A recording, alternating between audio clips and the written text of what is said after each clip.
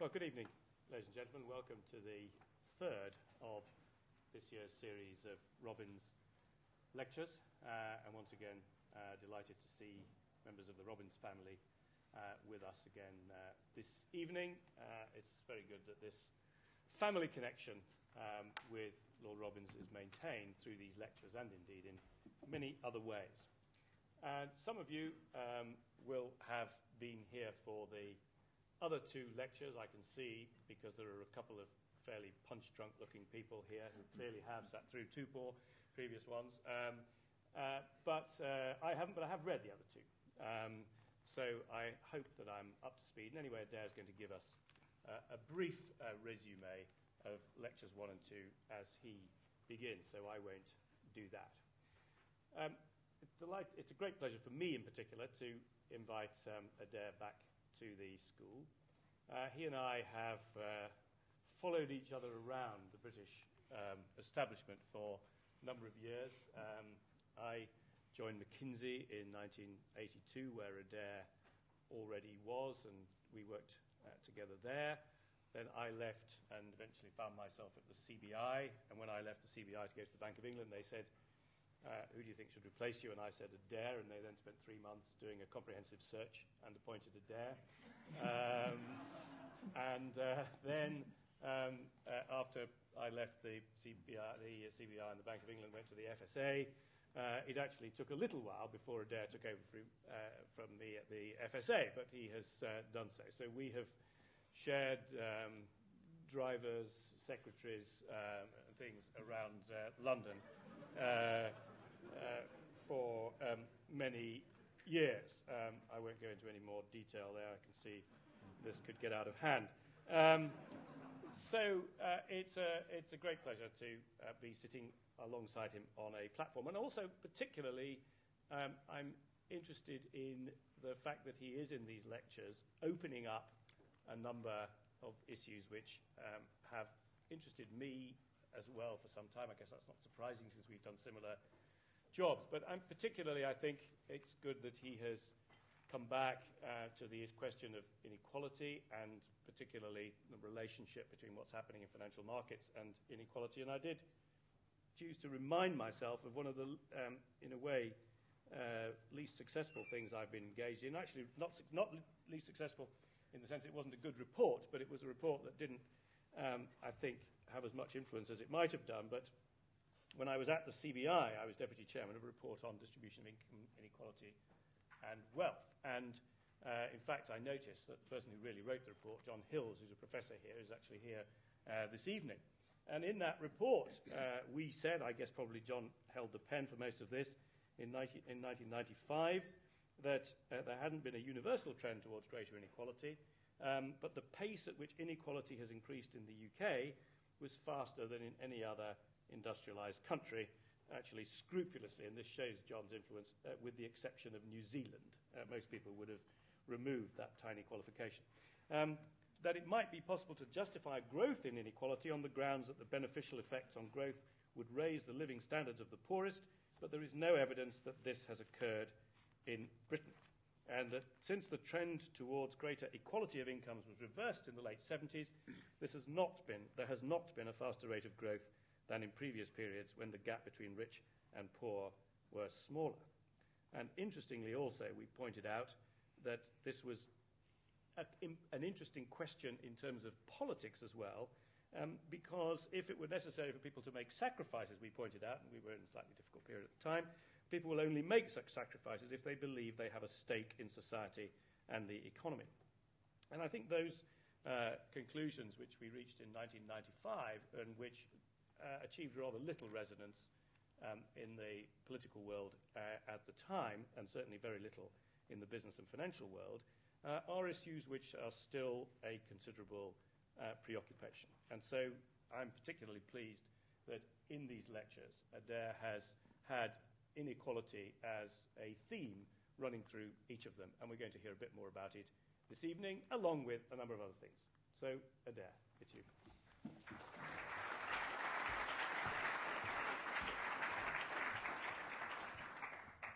Howard, thank you very much for that introduction, and good evening, ladies and gentlemen. Good evening again to those of you who were here on Monday and Tuesday. Now, at the beginning of some episodes of long-running TV series, you get those sort of highlights from previous episodes. And the purpose of these is to deal with the fact that some people will have missed a previous episode, or they fell asleep in it, or they went off to make a cup of tea, or they've simply forgotten what happened in the previous episode which they were listening to.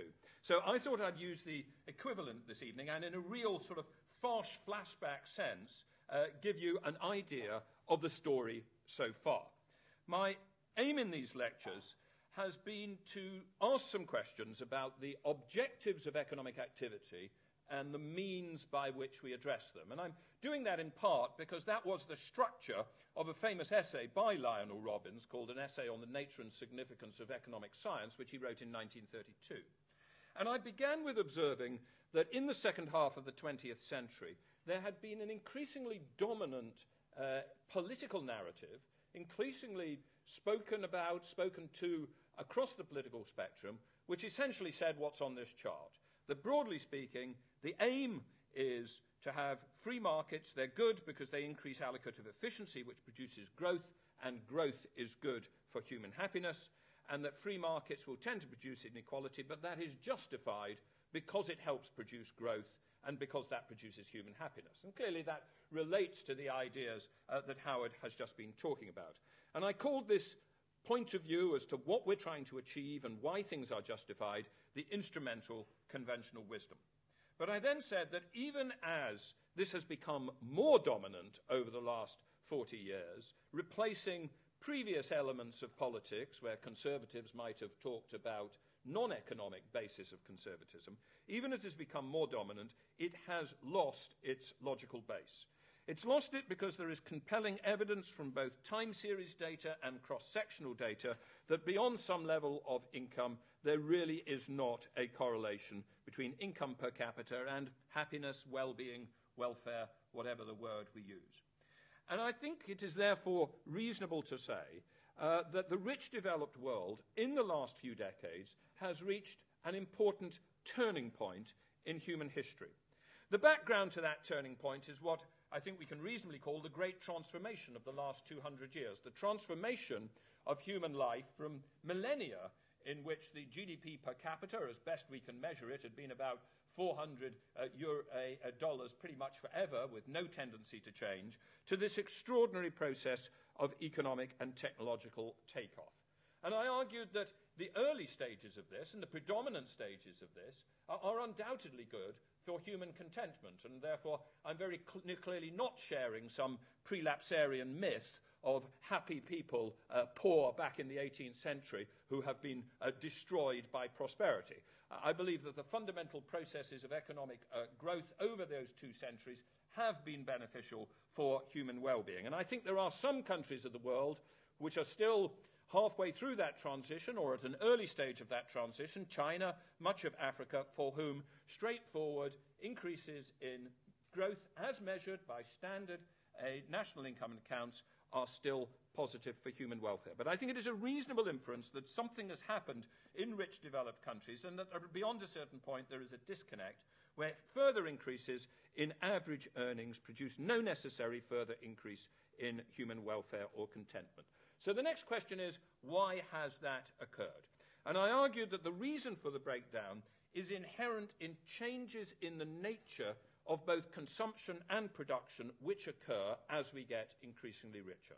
On the consumption side, I identified in particular 3 different ways in which as we get richer, we are devoting our expenditure, our consumption, to things where what really matters is our relative income, not our absolute income.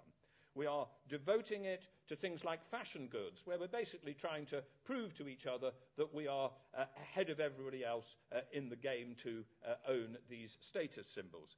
Or we are devoting it to trying to buy nice houses in nice parts of the town, or nice hotel rooms, or nice on the beach, or nice hotel rooms on the skiing piste rather than a mile away, where the ability to get those nice things depends entirely not on our absolute income, but on our relative income relative to everybody else.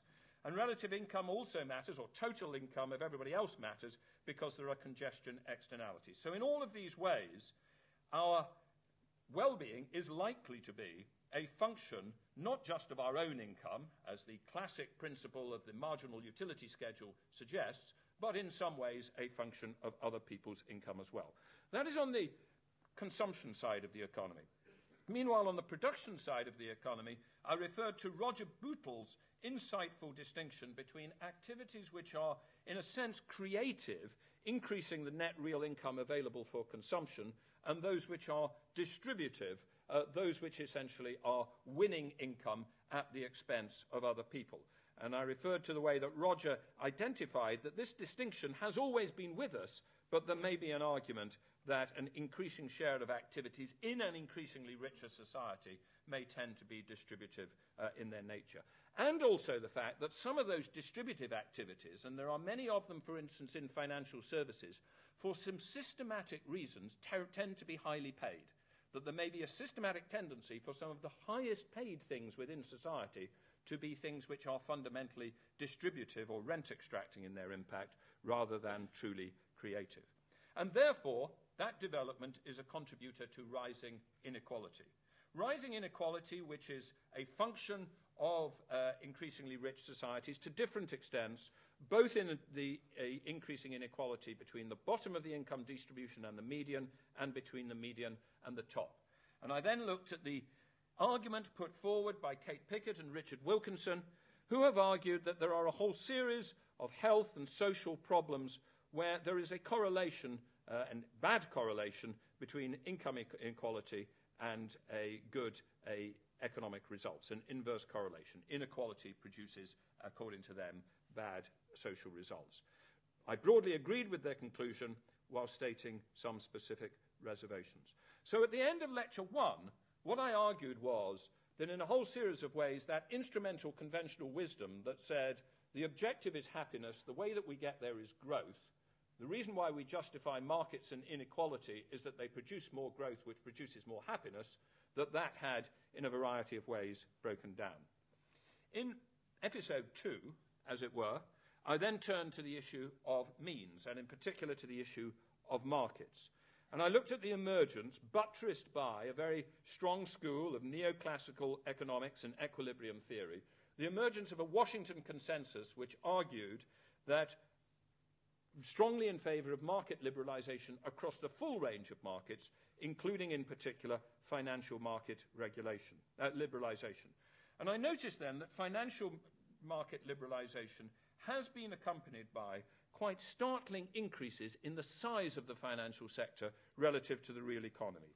Increases in the size of financial institution balance sheets relative to GDP. Increases in the sophistication and complexity of financial instruments.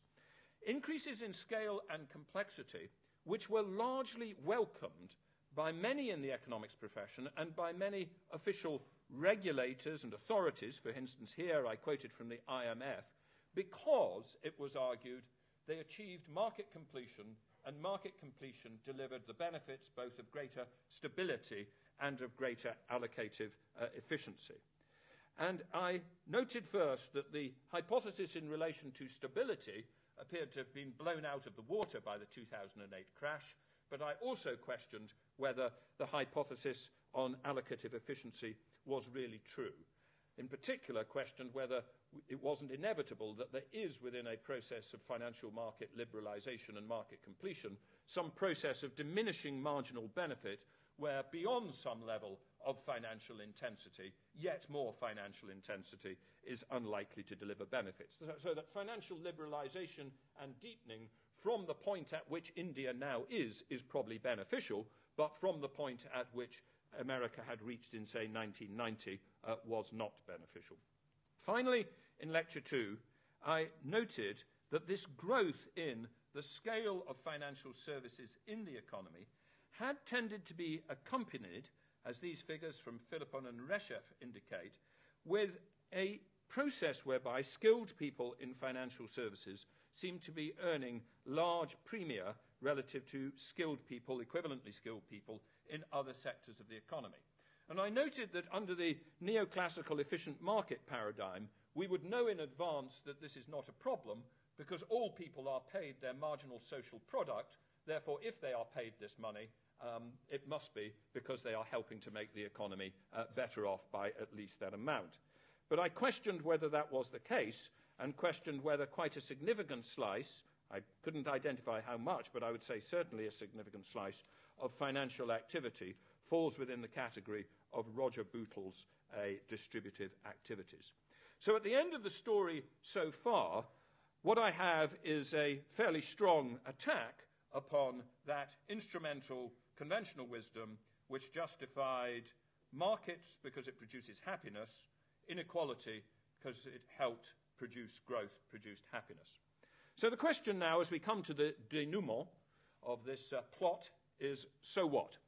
And to some people it may be obvious that I'm about to launch into a sort of radical green egalitarianism in which I will be anti-growth because growth is of no value, radically redistributive because units of income are worth more to people at the bottom of the end of the distribution than at the top, and anti-markets. But I'm afraid I am going to disappoint the really radical end of green egalitarianism, because I believe there is a strong case for what I will call liberal capitalism, and for that bringing with it, as I think it inevitably will, some non-trivial level of inequality.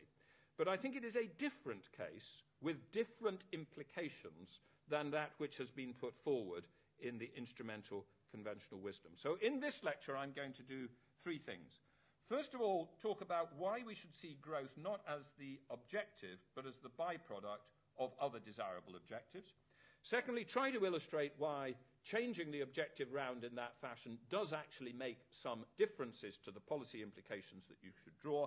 And finally, draw some implications for the discipline of economics. Now, I've argued that there is not an instrumental justification for that growth limitlessly increases happiness. But I think there are 5 important arguments why growth may still be a desirable thing. The first and most obvious is that it's a desirable thing in those parts of the world which are still relatively poor. At that early stage of the development process, I do think that Africa would be a better place, most countries in Africa would be a better place if they achieved straightforward, measurable GDP per capita increases. However, that's not my main focus in these lectures, which are focused on how things change within already rich developed countries. The second argument, the poor in rich countries, I think responds to what might well be a reasonable challenge to me. Well, you're telling us that growth doesn't matter, but that's because you're quite well off within this society. If you were one of the poorer within British society, you would still care about growth. So does it still matter that there are poor people, as indeed there are relatively poor people, and indeed absolutely poor people in rich developed societies who would still fall short of what I've suggested is the sort of breakthrough point where average income growth is no longer vitally important? Well, I think this is an important argument, but the precise implications of it depends on how much importance you attach in poverty to relative poverty versus absolute income. Obviously, if the key problem is absolute income in itself, then growth may be part of the way out of it. But if it is also relative income, then what we cannot say is construct this argument. We can't say economic growth in rich countries still matters because it matters to poorer citizens. Economic growth is maximized by significant inequalities and incentives. Therefore, don't worry if economic growth is combined with increasing inequality. If it is the case that relative income matters and is an important factor, then that is an internally contradicted argument. But even if you did believe that relative income does matter, you can still construct an argument for growth. But it would be this argument. It would basically say that you will never manage to achieve an element of redistribution without growth. And the reason why goes back to the structure of the marginal utility schedule, which I set out in Lecture 1. Average income and higher income people will not get major future benefits in happiness from further increments in their income. That is pretty unlikely. But pretty much everybody really resents having income and wealth already attained taken away from them. The shape of the marginal utility schedule is kinked around the point where you are presently occupying in terms of contentment and income. And that means that growth may be essential simply in order to be able to achieve redistributions which deal with the relative income of the less well off. So I do think there is a serious argument relating to the poor in rich countries. But moving on to the third argument, and this is where I think the arguments get really important and begin to change in their nature, I think it's important for us to realize that there is an argument for growth which is not based on the idea that it will necessarily deliver further increments of happiness, but relates somewhat to what happens in the absence of markets and indeed to fundamental issues of economic freedom. The first of these is to note that where we have a complete absence of markets, such as in planned economies like the Soviet Union, we tend, or we seem to sometimes get, not just an absence of further maximized growth, but absolute regression, stagnation, and setbacks to human happiness. And that may well be fundamental.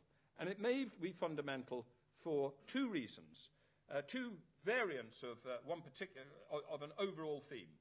The overall theme is that planned economies don't just break down because of Hayek's great insight. And Hayek's great insight was that the price mechanism provides a process for the processing of information far more sensitive and effective than any planned economy can replicate. They don't just break down from that, but because the nature of planned economies and the absence of choice changes people's behavior. And it changes it, I think, in two ways. First of all, a pervasive tendency throughout an economy for people who no longer feel personal incentives to cease caring about service, cease caring about maintenance, to slack off, to cease pursuing efficiency objectives. And that undoubtedly occurred within the Soviet Union. Secondly, however, a strong tendency for elite groups, for those people who are high-skilled, high-energy, and driven by relative status competition, to channel that energy into destructive activities, to the aggrandizement of units for its own sake, or into pure corruption. And that indeed was a theme which Keynes noted and which he thought was a justification for significant inequalities of incomes and wealth. He simply said that dangerous human proclivities can be canalized into comparatively harmless channels by the existence of opportunities for money-making and private wealth, which, if they cannot be satisfied in this way, might find their outlet in cruelty, the reckless pursuit of personal power and authority, and other forms of self-aggrandizement. It is better that a man should tyrannize over his bank balance than over his fellow citizens. Now, that may seem like a very negative justification for markets, capitalism, inequality. But I think in real-world economics, one of the key things we have to do is start with human beings as they are and realizing that we have to create societies which deal with their behavioral tendencies and which channel them into reasonable results. But once we start thinking of growth, not as an end in itself because it will create happiness, but as the expression of natural human proclivities, I think it leads to a more direct and positive justification of economic freedom, of technological change, and of innovation as ends in themselves, even if we do not believe that they are going to produce a permanent increase in happiness. And again, I think this applies both on the consumption and the production side of thinking about the economy. On the consumption side, this is a chart I showed in the first lecture, and it's taken from Bruno Frey and Alois Stutzer, The Economics of Happiness. And what it illustrates is a process whereby the marginal utility schedule, as economists call it, continually adjusts. At any one point, point one, you're looking forward to a process of your income going up and the new products that you will then enjoy. But after a period of time, once you've got those new products, they simply go into your aspiration level and you are no longer permanently happy. But although there is, therefore, as it were, a flat line of long-term happiness, it may be that you are only on that flat line because you can always see in front of you change, innovation, new products. Now, I accept that because I am no happier today than I was 20 years ago, when I had a smaller array of electronic gadgetry, that it is relatively unlikely that in 5 years' time I will be made happier by having the latest generation of electronic gadgetry. But it still may be important to my happiness that I live in a world where there are new things, new ideas, new styles, new fashions, new innovations, investments in our urban architecture, change in itself. That is, of course, a culturally relative statement, but I think it is a culturally relative statement which is almost inherent to the modern world of the Great Transformation. I think it is simply one of the defining characteristics of the mindset which we have learnt to have, and as I said in Lecture 1, I don't think we're going to put that genie back in the bottle, and I don't particularly want to do so. I simply think we have to manage the consequences of that. So I think it is the case that change, innovation, higher income as a result, is an important part to people's current happiness, even if it doesn't make them permanently happy. The journey matters, not the destination.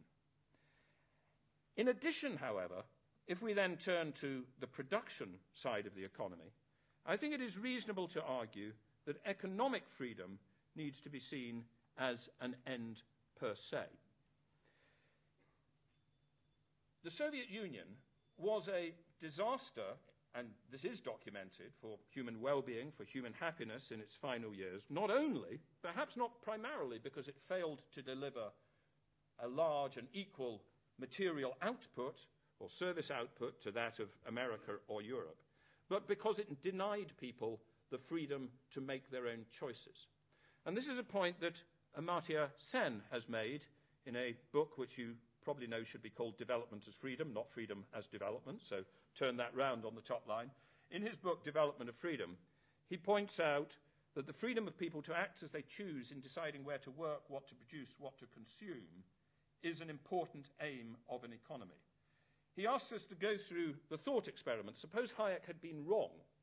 Suppose it had been possible in the Soviet economy to achieve the same standard of living with the same products as in the US, but with everybody being told to which production unit to go and what they were to produce.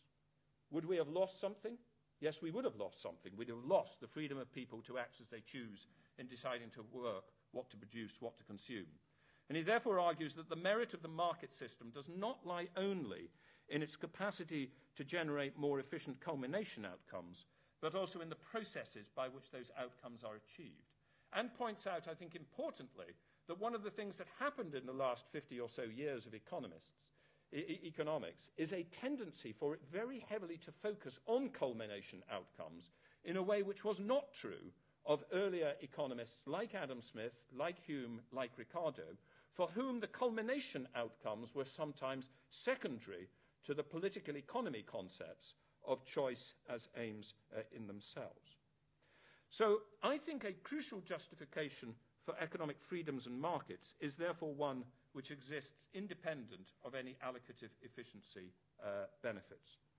But if economic freedom and markets is combined with the attainment of one other important objective, which is an avoidance of involuntary unemployment, then we are going to get growth.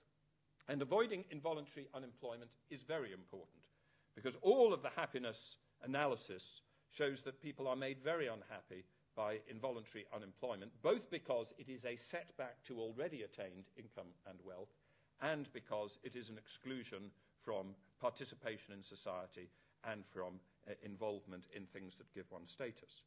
And if you have the economic freedom and the spirit of intellectual inquiry and the continual change of products and innovation and the processes of efficiency improvement, which some people will devote themselves to with economic freedom, you will have involuntary unemployment unless you have aggregate economic growth. So growth in rich developed societies is not therefore the objective, but it is the byproduct, as I suggest, part just acceptable, part perhaps beneficial, part harmful, of other desirable objectives. The question then becomes, if that is the objective, does this redefinition of the objective actually change any aspects of public policy?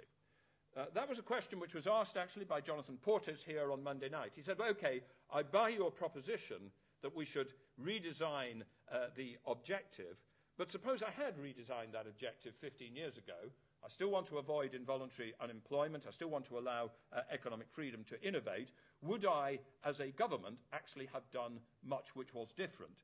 Does the objective, this might be intellectually right, but does it change real policies? Well, I think that's a very good challenge, but I think the answer is yes. Because I think there are some things change, and in a non-trivial way, when we define these objectives in this fashion. And I think what changes is that when you look at the causes of happiness, the shape of the marginal utility schedule, which I discussed in Lecture 1, it suggests that policy should have a very strong focus on maximising stability and minimising downsides, on maximising the range of choice, including public choice, and on minimising the possibilities of positional goods competition. And I'd like to illustrate 4 specific ways in which that actually changes your attitude to some public policies, and then deal with 2 where it raises issues to which I don't have a complete resolution, but where it certainly tells us that some of the things we've said in the past are not convincing. The first point I'm going to make is about financial regulation and macroeconomic management. And the essential point here is that if preventing downsides matters a lot, stabilizing the economy matters more than achieving the last tiny bit of growth.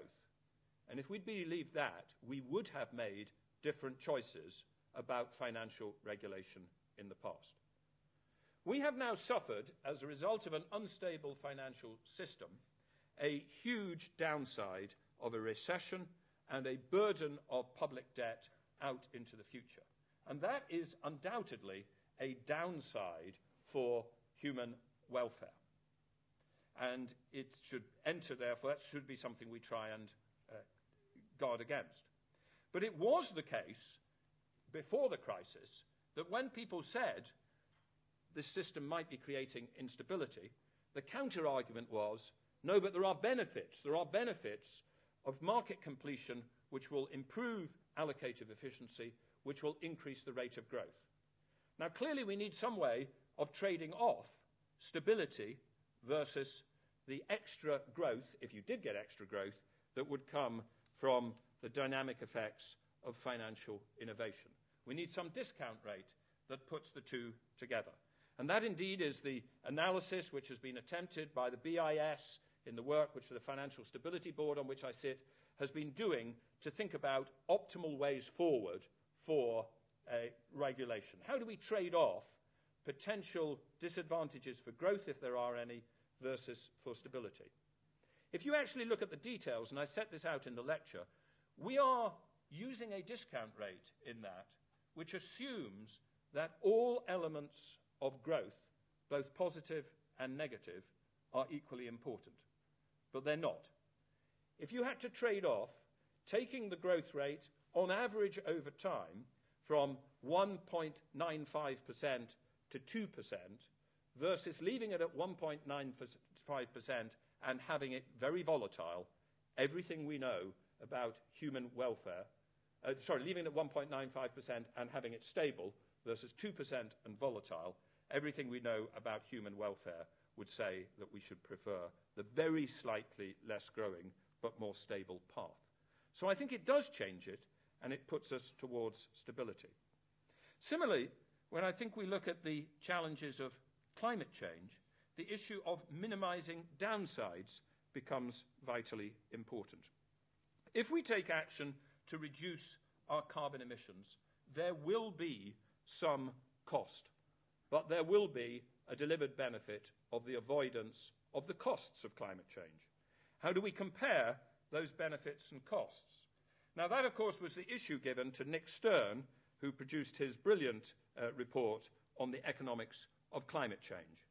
And he argued that the costs of mitigating climate change were actually quite slight, that the UK could cut its emissions by 80% over 40 years at a cost to GDP of 1 to 2%. And those are the sort of figures which the Climate Change Committee have subsequently confirmed. So that, as you can see, the impact of this on the measured standard of living will be the difference between those two lines on this chart, two lines which at the back you probably can't see the difference between, which if in addition we're not convinced that higher income necessarily goes through to happiness, doesn't seem like a terribly great loss. As for the benefits of mitigating the avoided costs of climate change, they're much more difficult to work out. Some are conceptually clear but difficult to quantify, such as changes in agricultural yields. Some are inherently uncertain, things like contingent social and political responses. What if the impacts on agricultural yields or economies are so great that you get movement of people and political instability? Some are the small probability of catastrophic losses. So the process of quantifying the costs and the benefits is uncertain, but Nick had a shot at it and argued that compared with those costs of 1 or 2% for mitigating, the benefits of avoided harm could be thought of as 5 to 20% of GDP. But that depends crucially on the discount rate that you choose, that comparison. And discount rates make a hell of a difference. Look at it over on the right-hand side of this chart. Discounted at 4% real and assuming 2% per annum growth, 100% of GDP in 2050 is worth 6% of GDP today. At 2% real, it's worth 100% of GDP today. Now, the implication of that, if you believe that GDP is the measure of everything, is that if I told you that the world was going to cease to exist because of climate change in 2050, and that you could stop it by sacrificing 6% of GDP today, you wouldn't do it because that's not a good trade-off. So the discount rate does make a difference to these decisions. And there are some economists, in particular William Nordhaus, who have argued that the discount rate should be something like 4% because future people will be richer and better able to deal with the problems of climate change and to offset climate change adverse impacts through their higher income. But there are 3 reasons why that argument doesn't work. The first is that losers in future may be in poor countries and may poorer than the richer emitters today. And as Partha Dasgupta has pointed out, if that is true, we should be applying a negative discount rate. If we focus on the avoidance of negatives for people who are in a poor position, you end up with a negative discount rate. When you try to work out the small probability of catastrophic losses, if you believe that there is a small probability of a catastrophe, and that's what the science suggests, so big that it would make all of our standard of living worse, then that small probability of a catastrophic loss multiplied together should enter the calculation at a negative discount rate. And if there are losses of environmental goods, which are in a sense ends in themselves, one's love of the variety of species, the beauty of natural spaces, which we care about in and of themselves, then you simply cannot use an aggregative approach which takes the gains of economic income and offsets them against the environmental losses. And so in all of these ways, once you start thinking about the avoidance of extreme negatives or significant negatives, or once you start thinking about the difficulties of aggregating across different types of utility, you end up believing that even if Nick had worked out that the cost of mitigating climate change was 5 or 10% of GDP, not 1 or 2, it would still be a sensible thing to do. The third point I want to make is about maximising public choice, and I'm going to illustrate this with a specific example rather than the general.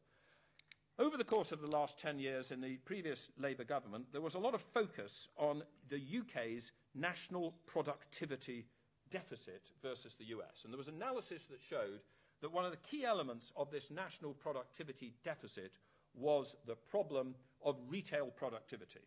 And this entered the public policy in a real influential fashion in saying that we therefore had to deregulate out-of-town supermarkets because we would then achieve improvements in our national productivity.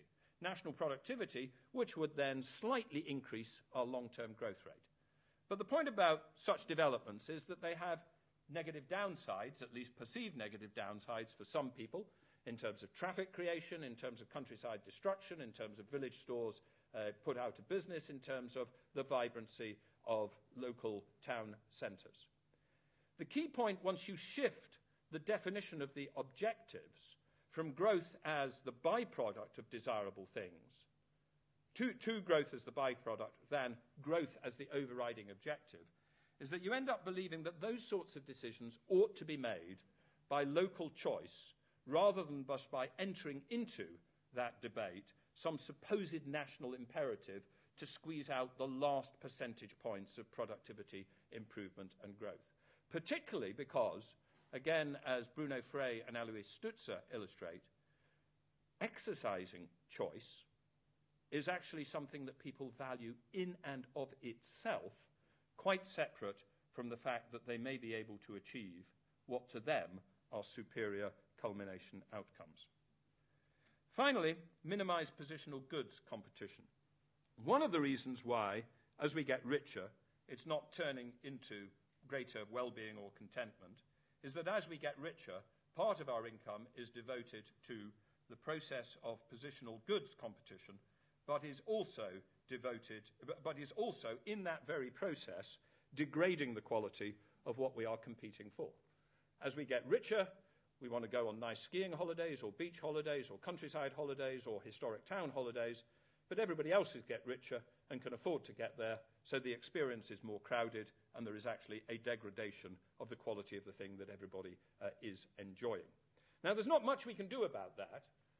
As we get richer, that will occur. But it's clearly made worse if you have a relentless increase in population density. Some of the things that we enjoy are inherently related to the density of population and the amount of travel and the amount of people trying to enjoy a positionally specific limited supply goods. So one of the things that we should undoubtedly do is welcome the fact, if it occurs, of population stabilization.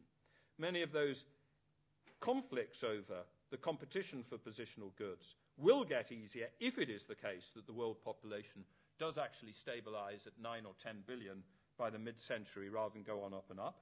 They will get easier in the EU 27 if we truly do stabilize at about 500 billion, and they would get easier in the UK if our population was likely to stabilize at about 60 billion rather than go from 60 to 70 billion. As it goes from 60 to 70 billion, which is the UN and ONS medium forecast, we will intensify the nature of the positional goods competition for things like attractive housing. We will do that. Now, why do I feel the need to say that?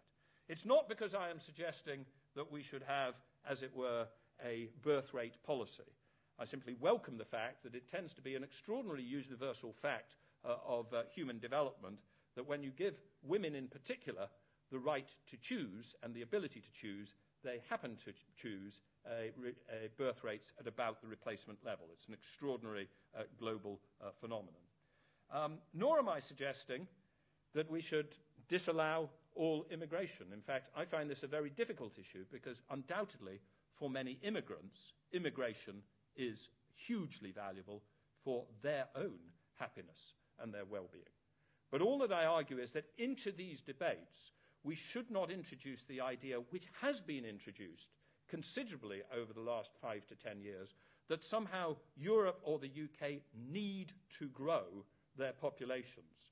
You can find in the press statements which say Britain needs more immigrants or needs more babies in order to survive, in order to flourish, in order to grow. Once you no longer believe that growth is the end which we must pursue, then those become meaningless statements, and we need to decide things like immigration on another basis entirely. And the general theme of these 4 points is that the overall objective is not to maximize growth, but to create a stable environment in which freedom to choose can be allowed expression while minimizing downside consequences and setbacks. And I do think, therefore, in some subtle ways, policy changes when you change the objectives. But if these are the obvious things, let me turn to two issues where I think what this analysis does is unsettle old certainties without giving us completely clear answers as how to proceed for the future. The first of those is, are some goods, services, etc., more important to human well-being and happiness than others, even if they are accounted for equally in GDP? In Lecture 1, we touched on the marginal utility schedule and suggested that at the aggregate level, with all the difficulties of thinking about that, it might have flattened out. But that still leaves the possibility that we might be faced with different goods and services which we buy, where we are at different points on a utility schedule. What might those be? Well, on the left, good health. There's a lot of evidence that good health makes people permanently happier, that getting rid of the tragedy of premature death and the terrible things that that does to families, that is a very good thing for happiness.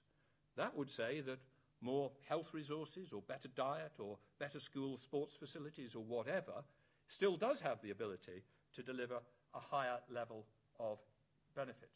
Then there are some where it's highly likely that we've simply reached a plateau in which we buy new things every year, and the process of being able to buy them every year doesn't make us any richer, but we're just on a continual process. But extra income devoted to them won't make us happier, but we're happy that we're able to do that. And that may include branded fashion goods of the sort which are illustrated on this chart, where what they're involved in is relative status competition rather than anything which would be at all likely in the long term to make everybody happier. And the third is, there are some things that we spend our money on which may produce congestion and environmental damage, which will be, unless carefully managed, positively harmful. Now, if that is the case, then you'd want to do more of the left and less of the right, and maybe just the same amount as the middle. But of course, if you believe in a neoclassical efficient markets theory, these shapes cannot possibly exist, because they would already have been arbitraged away by individual behavior, because it is a proposition of neoclassical efficient markets that we know that these charts are each at the same point at the margin in terms of the marginal utility. And if not, people would already have shifted their income from A to B in order to become happier.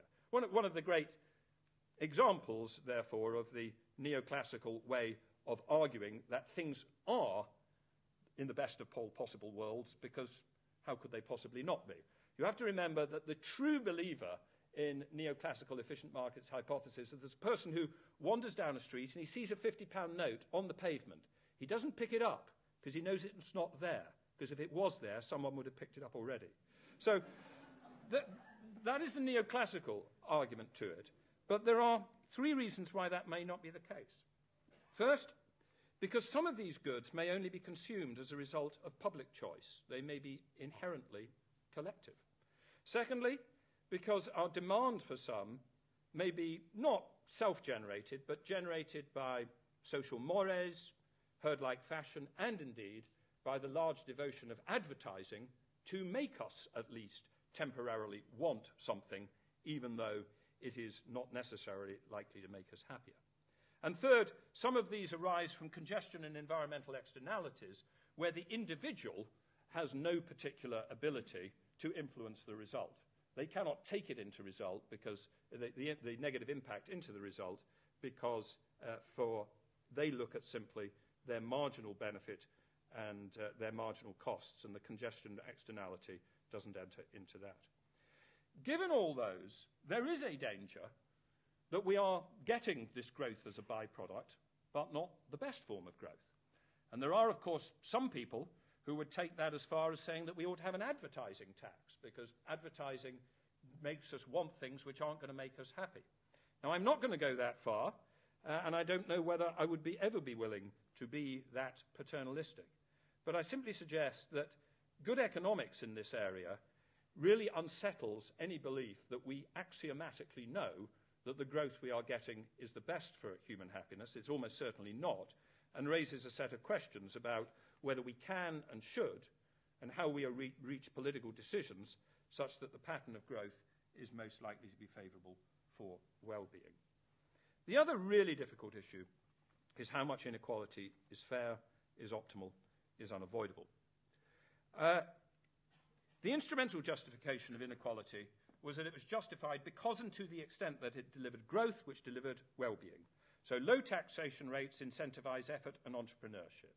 The proposition was you should vote for low taxes on the rich because that will increase growth and make you, the average citizen, higher. That is, I think, in a nutshell, a pretty good definition, a description of a key Thatcherite theme. The problem is, I've argued, that that instrumental justification has largely broken down. What can we say in that situation? What can we say about inequality? Well, I am not going to suggest a full resolution of what is optimal inequality. And indeed, one of my major messages is that economics in itself cannot give us the answer to that it is an inherently political issue. But I would like to suggest that what the analysis does is, again, unsettle some of our previous assumptions. I think that good economics, the economics of happiness, the economics of thinking about end objectives, suggest the following things. First, relative income does matter, must matter to some extent, clearly matters between the bottom end of the income distribution and the median, probably also matters between the median and the top end of the distribution. Probably not between the median and the very, very, very top. It is probably the case that the existence of a small smattering of billionaires whose lifestyle is so detached from ordinary people that they can gain the sort of vicarious fascination of looking at the Hello magazine in the dentist's waiting room, while not actually this invading in any way their own sense of self-worth. That is probably true, and that is the classic argument, does the ordinary Joe give a damn about how much Wayne Rooney is paid? But I think it probably is the case that if not just the hundreds of billionaires, but a significant slice of the top decile, say in the UK several 100,000 or a couple of million, significantly pull away from the median income, that probably does do something to the median earner's sense of how successful they are, of the intensity of relative competition, of the sense to which they will ever be able to succeed in competition for positional goods, which should have some worries, create some worries. And it is probably the case that that sort of dramatic pulling away, which we have seen in the last several decades, probably does have the effect which Pickett and Wilkinson suggest, which is that it makes it more difficult for the totality of citizenry to coalesce round common objectives where common objectives are required, because their experiences are so radically diverse. My second point is that the standard responses to that are, I think, inadequate. I think it is inadequate to say, OK, there's inequality, but we'll just have growth, because that'll make the poorer better off. Because if inequality matters in itself, in relative terms, growth doesn't solve it. Secondly, I'm not convinced that the panacea, the cross-party, cross-political panacea, which all good men and women always agree on, which is let's increase skills, necessarily works. The skills argument is often put of, well, let's skill everybody up. And once they're up, we'll be able to succeed in global competition in the high-tech areas, not the low-wage areas. And everybody will be a high-tech engineer, not a low-paid textile worker. Well, the crucial thing to remember there is that the vast majority of jobs in rich developed countries actually have not much to do with international competition at all. There are lots and lots of relatively straightforward jobs in the non-traded sector of the economy. Microsoft employs 35,000 people. Walmart employs about 1.25 million people.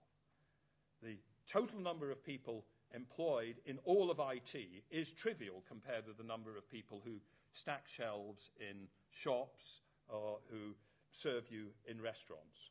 One of the key statements when you think about jobs that you should bear in mind is that whereas Tony Blair once said, it's the e-conomy, stupid, we should almost certainly say it's not the e-conomy, stupid. Most of the economy has very little to do with high tech. And in those areas, what may matter, therefore, is what is the relativity of the income of the shelf stacker to the senior management and the chief executive of the supermarket, a differential which has increased very dramatically over the last 20 years. And would that be changed by increasing the skill of the shelf stacker? Or is there something here, a process of relative status competition, relative skill competition, where as long as there is a variety in relative skills, the differential will still exist? You can actually argue it either way, and I do that in the lecture, but it is not clear to me that in those areas, skilling up is necessarily the panacea argument that we suggest. As for opportunity, don't bother about the result, the outcome, the distribution of results. All that matters is equality of opportunity. I think there are two problems with that argument. First of all, I'm not going to argue against equality of opportunity. Everybody agrees with that. It is undoubtedly a good thing, improving opportunity and access. But it is a very difficult thing to do when there are large variations of outcome. And it is itself not a panacea. And it's not a panacea because actually you're not made much happier by knowing that if you fail in relative status competition, the fault lay in your genes, not in your inheritance. A point made very effectively in a book which I think deserves much more reading and rereading than it now gets, which is Michael Young's Rise of the Meritocracy, written in 1958. A purely meritocratic society can still be one where relative status, anxiety, and competition is a force for human unhappiness. However, what is also true is that relative status competition really invalidates standard incentive theory. I am a relatively fortunate person in the sense that throughout most of my working life, I've had a high enough income to have to pay the top rate of income tax. That has varied from 60% to 40% to 50%. At no time has that change made the slightest bit of difference to how hard I have worked, or have I observed any difference in the work effort of any of the other high-income and high-skilled people who seem to be working around me. And there's a very simple reason why that might be the case, which is that if what matters, and matters in particular when you have a high income, is not your absolute income, because you're beyond the point of satiation in how many washing machines you've got, but your relative income, because that is what determines whether you can afford a house in a nice part of town, your relative income relative to everybody else. The fact that income tax goes up or down on every other high-earning person doesn't make any difference to your relative income. Once you allow for the importance of relative status competition among high-income, high-energy people, you realize that a lot of the standard theory of incentive breaks down. And I believe that the range of the movement of income tax within which it would make relatively little difference to work effort is much wider than we've often suggested. Now, that is not to say that there aren't some limits out there somewhere, and there are also important limits to do with international migration or with the intensity of avoidance activities. And those limits are, in a sense of fairness. To be blunt, at 50%, I am quite happy, and I think it's a good idea, that I pay taxes in order to contribute to the common weal. At 80%, I will employ a high-skilled tax accountant. And there is simply a sliding scale there, but it's not a sliding scale which has much to do with work effort. So, if all of those things which we've tended to talk about in economics aren't all that important, what can we actually say about inequality? How do we actually address it? I think the difficulty is that it's very difficult to address it without using words like fairness. And economists move away, divert their eyes from the concept of fairness because it's a tricky concept. And it is a tricky concept because there are no easy answers. But actually, most people do approach this on some sense of fairness as to whether they can see the reason why somebody is paid so much, either in relation to some specific skill or specific responsibility or specific benefit which they appear to see themselves. They don't tend to resent high artistic or sporting skill because they understand what the skill is. They don't tend to resent somewhat higher earnings for people who have large responsibilities that can make a lot of difference to good or ill for people's welfare because they can see large responsibilities. And they don't tend to resent the entrepreneur who has created the restaurant that they enjoy going to, because they feel they are in control of the process as to whether they go to that restaurant or not. But they do tend to resent things which they believe are simply distributive activities or which they can't see the value of. Now, do I have a resolution out of that as to what the progressive rate of income tax should be? No.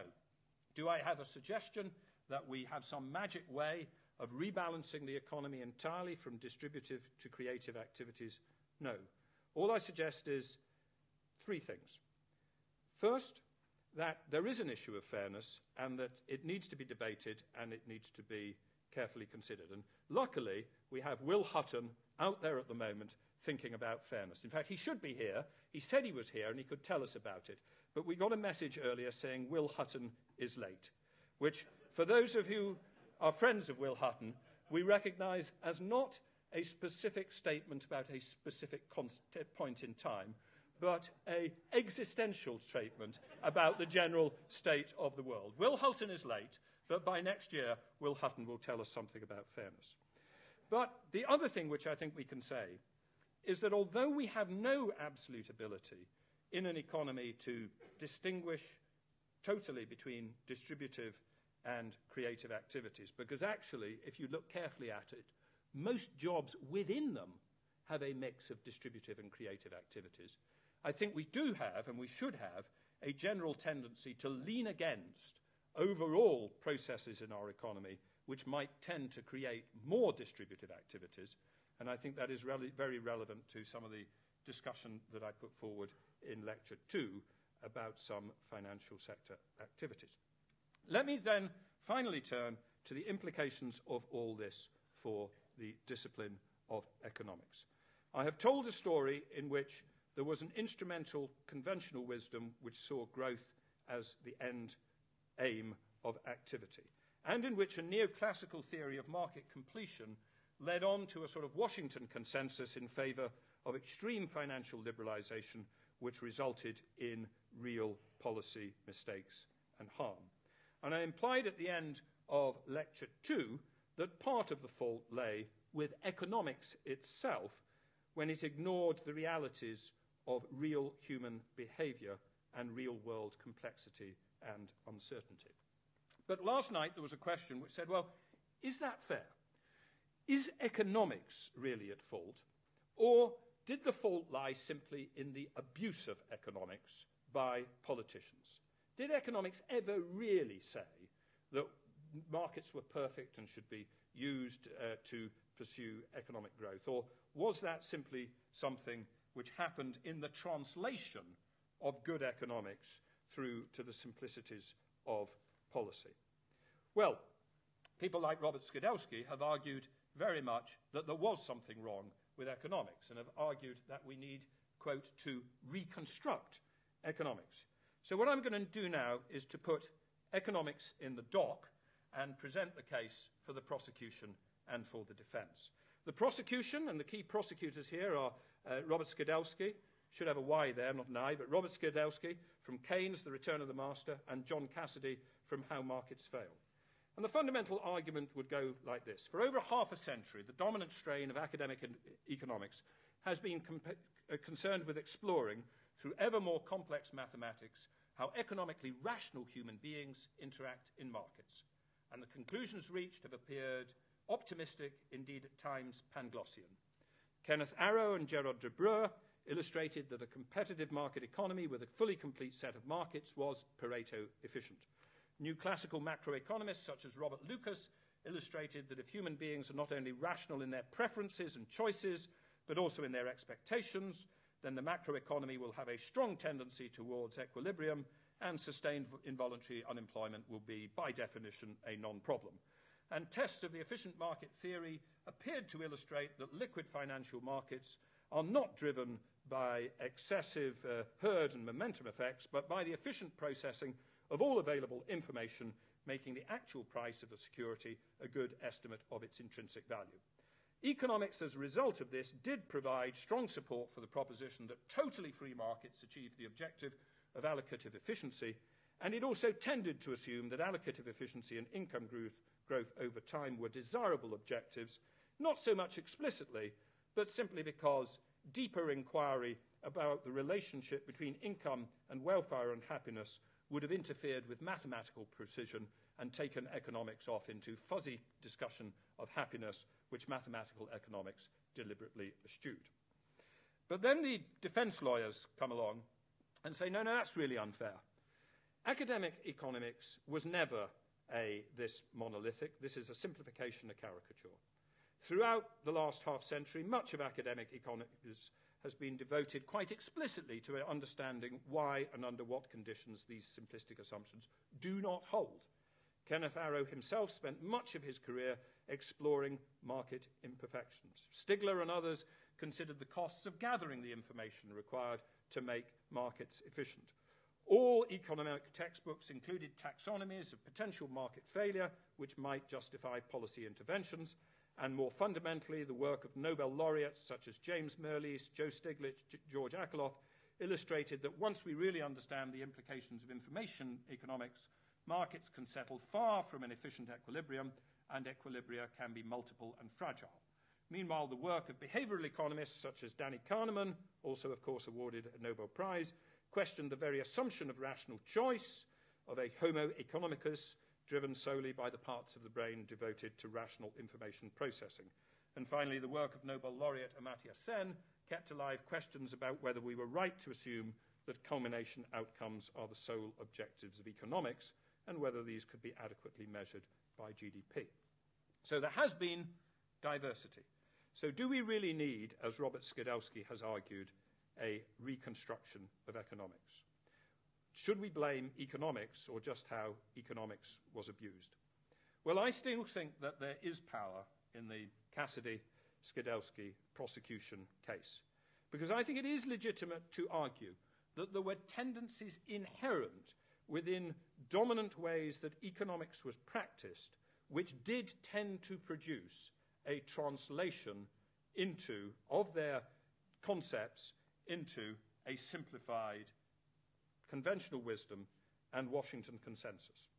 Keynes famously wrote that practical men who believe themselves quite exempt from any intellectual influence are usually the slaves of some defunct economist. But I suggested yesterday that the more important problem is that reasonably intellectual men and women who occupy positions in the regulators, central banks, and finance ministries of the world are often the slaves of simplified versions of the dominant stream of economics of presently alive economists.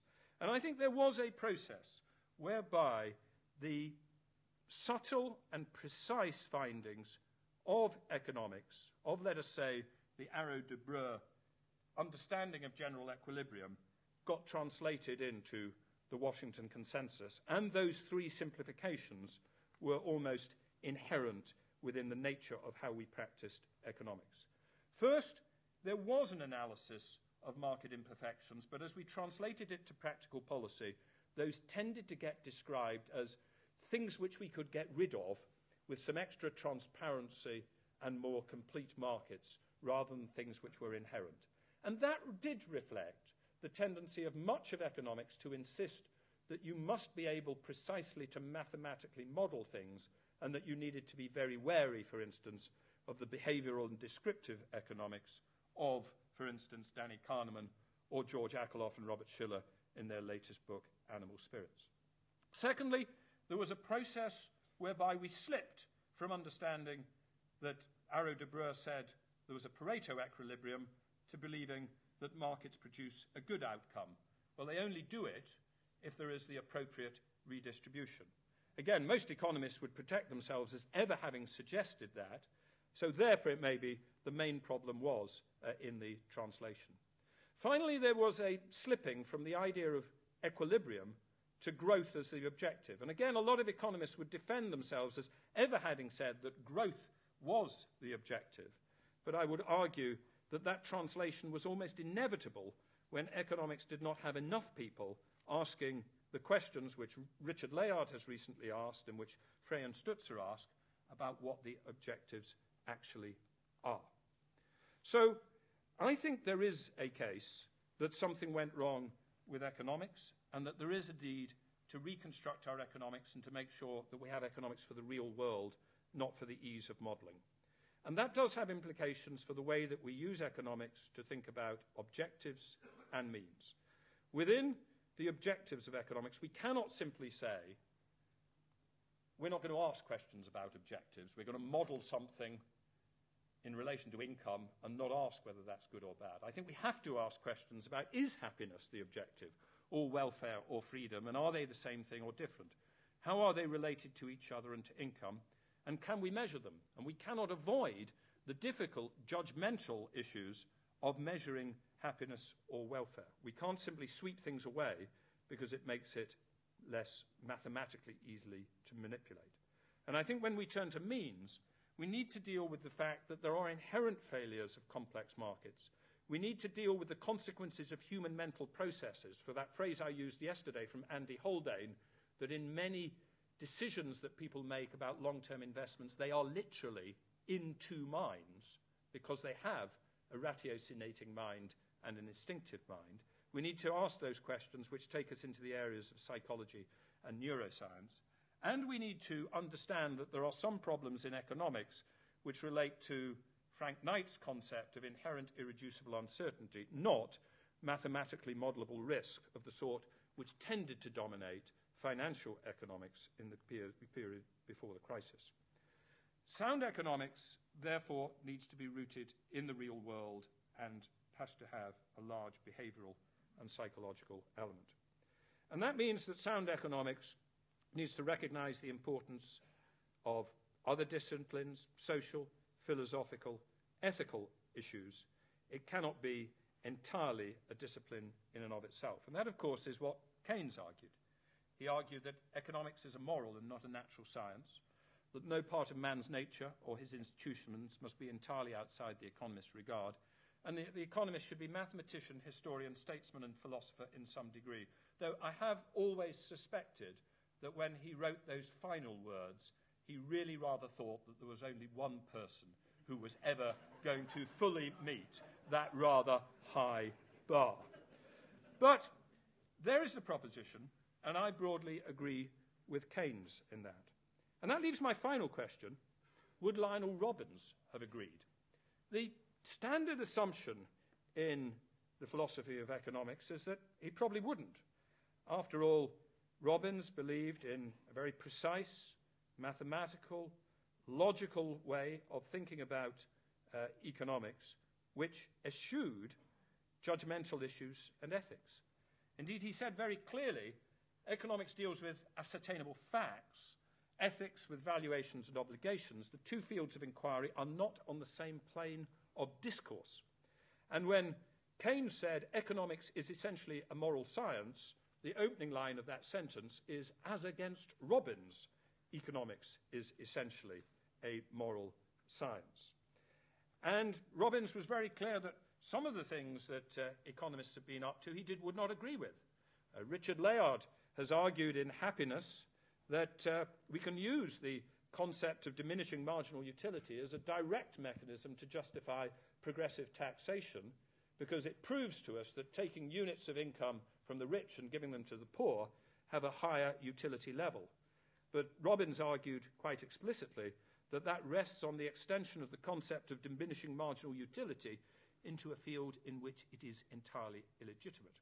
So the opening point of view is that Robbins might not have been sympathetic to this idea that economics has to be moral, that it has to be dealing with economic history, with statesmen, with philosopher, with ethics.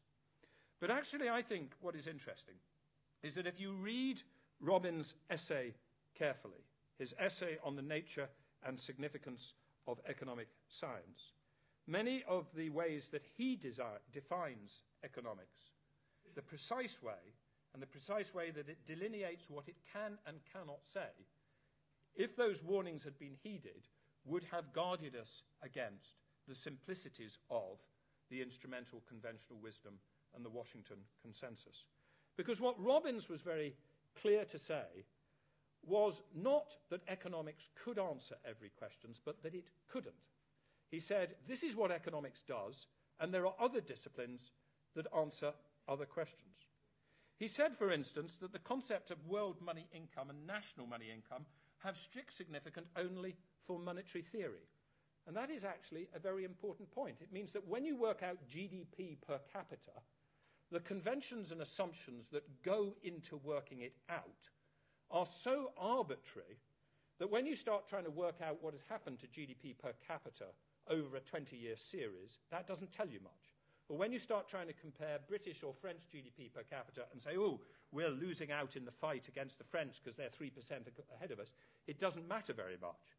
But because arbitrary conventions don't matter much quarter by quarter, GDP figures are very, very useful as inputs to macroeconomic management, to the Bank of England thinking about inflation targeting. And that is there in Robbins. He also said there is no penumbra of approbation around the theory of equilibrium. Equilibrium is just equilibrium. But I think that got lost somewhere along the process of the last 40 years. He also said that it is highly desirable that the economist who wishes that the application of his science should be fruitful should be fully qualified in cognate disciplines and should be prepared to invoke their assistance. So he said those cognate disciplines are not economics, but we need to bring them to bear. In which case, the distinction between what I might call the Keynes-Skidelsky point of view and that of Robbins is less extreme than it might at first appear. Either we say with Keynes-Skidelsky that the economist must be mathematician, historian, statesman, and philosopher in some degree, or we say with Robbins that economics should be defined in a very precise and narrow sense and should be humble about the very limited range of questions to which it can in itself give answers, recognizing that it needs to combine with other disciplines if we wish to address really important and difficult issues about social objectives and how to achieve them.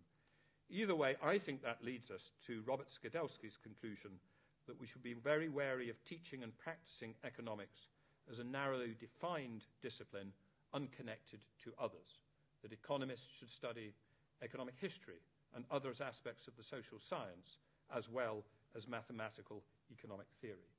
And either way, it says that public policy should never be based on the delusion that there is a corpus of mathematically precise economics which provides either a definition of desirable objectives or certainty as to the means by which to achieve them.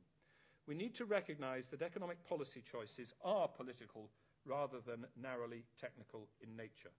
There is nothing in economics, wrote Lionel Robbins, which relieves us of the obligation to choose. Too many policymakers and politicians who at least thought they were drawing on the insights of economists forgot or chose to ignore that fact in the several decades of conventional wisdom and apparent certainty which led up to the financial crisis. Thank you very much.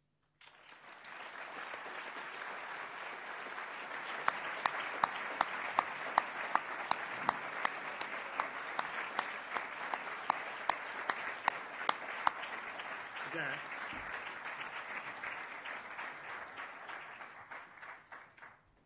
We don't have very long for questions, but let's take a couple. I think it would probably be fair to give any billionaires here the opportunity to ask. I think Wayne Rooney is late, but yeah, let's take two or three comments from down here. Have you got a mic? You got a mic? Yeah.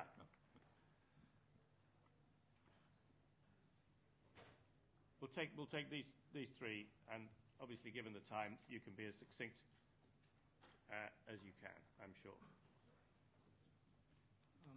In your first lecture, you argued that congestion and environmental externalities increase as income increases. And today, you talked about the importance of having different skill set within an economy for development. So bearing those things in mind, do you think that the world has the resources to make sure that all inhabitants of the world, including Africans and Chinese, reach a certain acceptable threshold of happiness? In other words, don't you think it's inevitable and also to some extent necessary that in the world as a whole, some people consume much, much less than others and use much, much less resources than others, and consequently are much, much less happier than others? Thank you. Thank you. Let's go. We'll take the three together, I think, and then we'll, yeah. There are two others. Hands up just here. Quick. Yeah. David Harrington from the public. Thank you very much for your 3 wonderful lectures. A question about, given that natural resources are diminishing and the population of the world is increasing, can you foresee some way into the future limiting the freedom of having endless children? In other words, a curb like they had in China some while ago. Thank you. And then straight behind you. I want to pick up something from your first lecture as well. The suggestion that the current crisis was not to be as severe as previous crisis. You said that we learned something from the Great Depression and we are not going to repeat our mistakes. But listening to your judgments about conventional economic wisdom and how it is applied, I wonder whether you are as confident as you were 2 days ago. Okay, first on the issue of, because the first 2 are somewhat related, the questions, on environmental externalities, resources, etc. You know, in order for us to be rich, do we need some other people to be poor because there's just only so many resources to go round? I don't actually believe that. I think if we look at natural resources, food, minerals, etc., we can, you know, bring up to the standard of living of us today the whole of the world. I think it's possible for a world of 10 billion people to have a standard of living somewhat like that which we have in rich developed countries. I don't think it will necessarily happen, and I think it needs to be managed to happen. For instance, I think there is a huge externality of climate change, which unless we take forceful action driven by targets, will produce limits and problems. And that is why I think it's absolutely right that we are setting ourselves in the UK the clear aim of getting our own carbon emissions down from 11 tonnes per capita in 1990 to 2.2 tonnes per capita in 2050.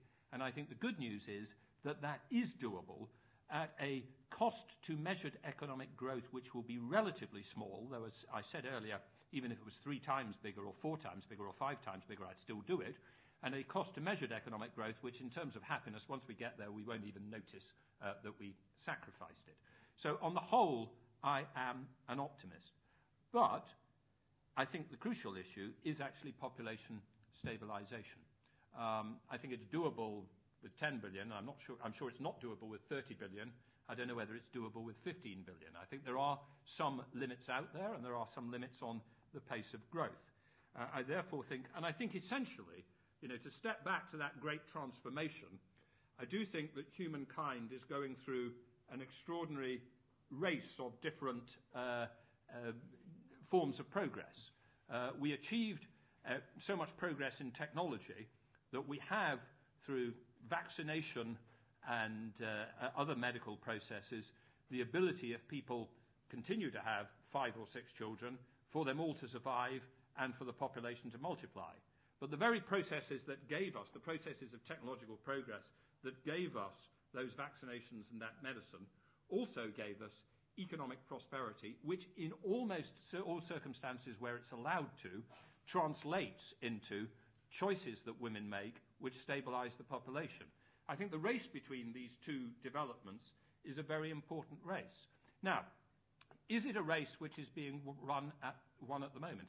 Throughout much of the world, it is evolving in a perfectly good fashion and without any need, thank God, to limit people's choices. Because the fact is that although the Chinese have achieved population stabilization with the one-child policy, the evidence from Kerala State in India or from Iran is that if you basically do 3 things, you educate women, you give them access and enough money to afford good, safe contraceptions, and you free them from the authority of religious authorities telling them it's a bad thing, achieve all of those 3 things, and birth rates fall pretty much to 2 or 1.95. The problem is that some of those conditions are not in place. And I do think there is an issue in some countries as to Africa as to whether they are on a completely unsustainable path. The population of Niger in 1950 was 2 million. The population of Niger today is about 11 million. the United Nations median forecast suggests that the population of Niger in 2050 will be 50 million.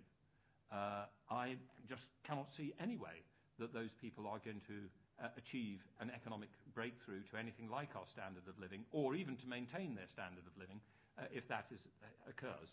And I do think that the way that purely voluntary population control was deliberately taken off the development agenda by the action of particular groups of people, the Catholic Church, Islamic fundamentalism, and the American evangelism, the Cairo Conference in 1995 was a major tragedy.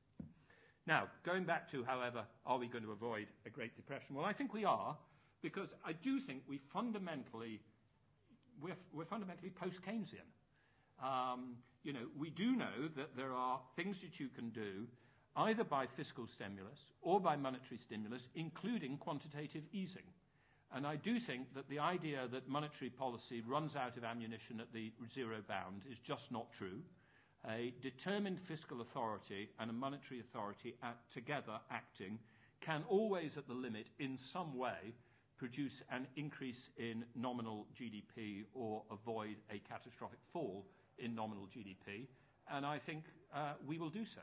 And I think the world is well served by the fact that one of the foremost economic historians of the Great Depression was chairman of the Federal Reserve at the point where this potential but not actual Great Depression broke out. So in that sense, I'm an optimist. We'll take one more round. There was a woman there, yeah. Yeah, with the pink. Yes. Hurry with the mic. Switch it on. Yeah. Hello.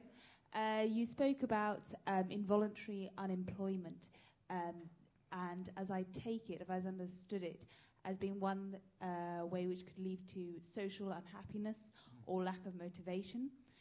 And I was wondering if you could comment on the government's foreseen unemployment benefits changes to unemployment benefit, okay. And perhaps also on the child benefit, because I think that's linked. Thank you. The guy just below you. Yep.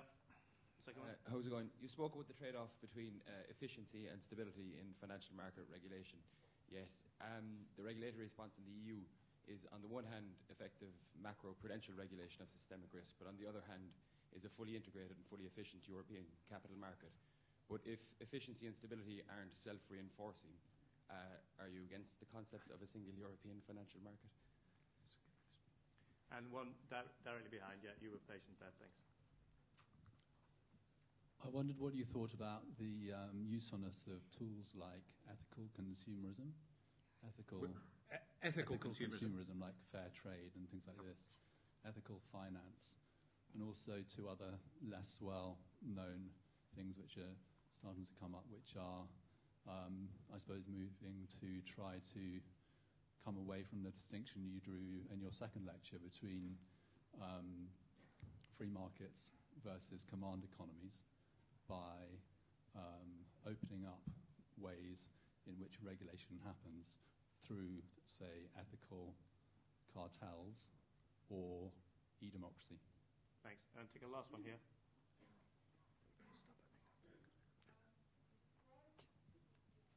You described the rationale for why I, the average earner, would sign up for inequality as this inequality increases me, the average earner's income, and therefore my happiness. But there is a second explanation, the sort of eternal optimist. I sign up for it because I believe that I can shift myself along this to the higher, and this ties into your idea in the first lecture of rapid wealth increase, the possible for rapid wealth. And are your policy suggestions, are they feasible in a world where I sign up to this inequality on that basis rather than the average earner, my income rises? Thanks. Sorry, you have to restate that. I didn't Absolutely. Quite get that. I'm sorry. Essentially, there are two reasons why I might sign up to inequality. I see it. Your explanation was that as an average earner, my income will rise with inequality. Yeah. But I might be signing up to it on the belief that aspiration. You're going to become Wayne Rooney. Yep. Yeah. No. I think that is a very good point, and it does get to these tricky issues of what is fairness. And people have tried to get to grips with what is fair and what is just. And famously, John Rawls had this idea of what decisions would you make behind a veil of ignorance. So you're deciding, what you want society to be before you sort of take potluck of going into society. Now, I actually think most of us behind a veil of ignorance would not pick to have an absolutely equal society, even if we thought that had no disadvantage to average earnings.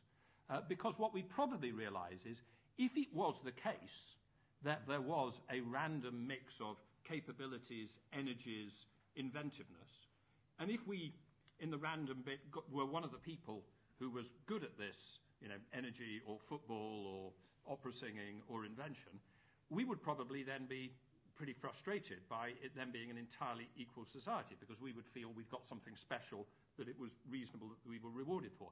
I think a person behind a Rawlsian veil of ignorance would probably select a society which had some dispersion of income, even if they didn't believe that was going to increase average earnings. But I don't think they might not do it as wide as the dispersion we have, which, by the way, was Keynes's ultimate conclusion on it. So that's some of the things that I would think about in relation to that issue.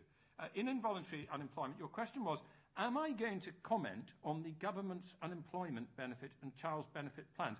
The answer to that is no, because I am a loyal public servant and there are members of the press present.